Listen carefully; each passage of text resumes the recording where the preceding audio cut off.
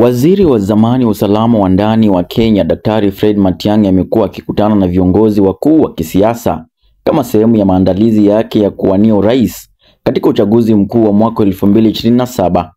Ingawa Matiang'i hajataja wazi majina ya viongozi wote anaoshirikiana nao, ripoti kadhaa zinaonyesha kuwa anajenga ushirikiano mpana ndani ya upinzani ili kumpinga Rais William Ruto. Matiang'i ameshiriki mikutano ya ngazi ya juu na viongozi maarufu wa upinzani kama kiongozi wa chama cha Wiper, Kalonzo Musyoka, Martha Karua, Eugene Wamalwa, mawaziri wa zamani Mithika Linturi na Justin Muturi, pamoja na katibu mkuu wa zamani wa UNCTAD, Daktari Mukisa Kitui. Mazungumzo haya yanalenga kuunda umoja wa vyama vya upinzani ili kumpinga juhudi za Rais Ruto kutaka kuchaguliwa tena.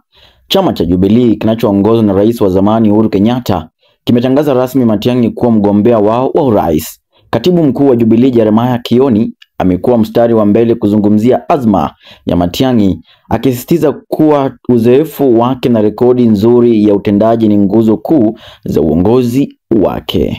Kioni ameonyesha tofauti kati ya juhudi za Matiang'i katika kuhudumia wananchi na baadhi ya viongozi wanaolaumiwa kwa kuweka siasa mbele.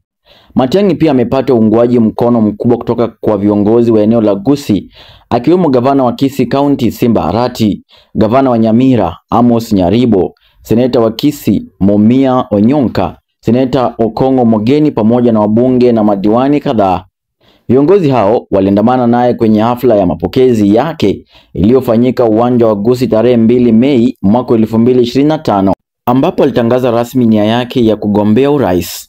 Matiang'i pia amepata uungwaji mkono kutoka kwa viongozi nje la eneo la Gusii. Kwa mfano, mbunge wa zamani wa Thika Patrick Wainaina Jangol amemrai Matiang'i kujiunga na chama cha The National Party TNP na kuelezea imani yake katika uongozi wake hasa kwa eneo la Mlima Kenya. Matiang'i pia amewasiliana na Wakenya wasio nje ya nchi hasa alipohudhuria mkutano huko Texas, Marekani, ambapo alisisitiza mchango wao muhimu katika kuunda mustakabali wa Kenya.